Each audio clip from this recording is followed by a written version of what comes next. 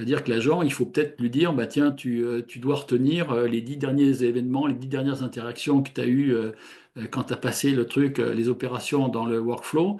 Et donc, on lui donne une mémoire plus ou moins importante en fonction des besoins. Et puis, on a besoin d'un prompt, une sorte de prompt système qui donne un peu je vais expliquer plus loin les instructions générales. Et éventuellement, évidemment, puisqu'on a affaire à de l'IA, le truc va être capable de nous faire, bah, justement, quand on fait un brouillon d'email en réponse, l'IA va avoir une importance ici dans des points un petit peu ponctuels. Donc cet agent IA, voilà, si je fais un petit schéma, voilà à quoi ça ressemble, hein. Cet agent qui est au cœur, il est outillé avec tout ça autour de lui. Et si je prends, voilà maintenant un schéma un peu plus complet, donc là j'ai fait une copie d'écran d'un exemple d'agent IA qu'on peut créer par exemple dans N8N, puisque là c'est une copie d'un écran de N8N, donc cet outil de no-code qui est vraiment très avancé avec de l'agentique. Et donc à l'entrée vous avez un input, donc ça peut être quoi? Ça peut être un message tout simplement par un chat, ça peut être un email, ça peut être Slack, ça peut être un un coup de téléphone. Ça peut être d'autres workflows qui sont en amont et qui vont vous amener de la data ici.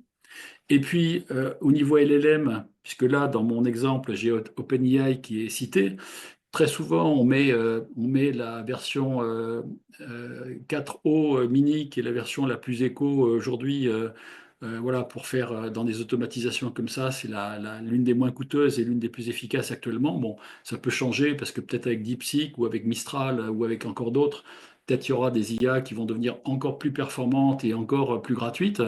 Enfin, plus gratuites que gratuites, c'est pas facile, mais bon, en tout cas, qui en coûté quasiment rien ou très peu. Voilà, donc là, on a accès à des modèles différents. Et donc ça permet de mettre des prompts pour donner les instructions et tout un contexte à l'agent, hein. Donc le prompt, ça lui donne un peu le scope, ce qu'il a le droit de faire, son environnement, etc. Et ce qu'on lui donne comme droit, évidemment, parce qu'on ne veut pas non plus que l'agent parte en vrille à nous faire des conneries, pardon pour le mot.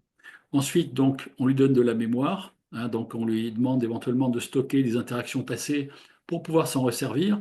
L'avantage de ça étant peut-être aussi d'améliorer peut-être les performances de l'agent au fil du temps, hein. Je ne sais pas si je me trompe en disant ça, David, mais je pense que peut-être que c'est important de stocker un certain nombre de choses qui permettent à l'agent d'être plus pertinent au fil du temps. C'est ça, oui, tout à fait. Ensuite, on peut mettre des outils. Alors, les outils, c'est illimité. C'est un truc complètement fascinant. C'est que, bon, là, j'ai un prompt qui permet de faire des choses en liaison avec le site d'Airbnb et les datas d'Airbnb. Euh, mais là, il y a des listes de plusieurs centaines d'outils qui sont connectables directement.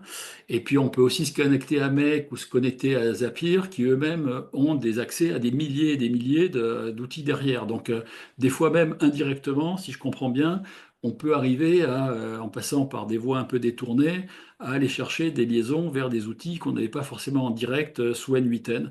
Bon, je ne vais pas trop rentrer dans ce détail-là, mais je pense qu'il doit y avoir moyen d'être astucieux là-dessus.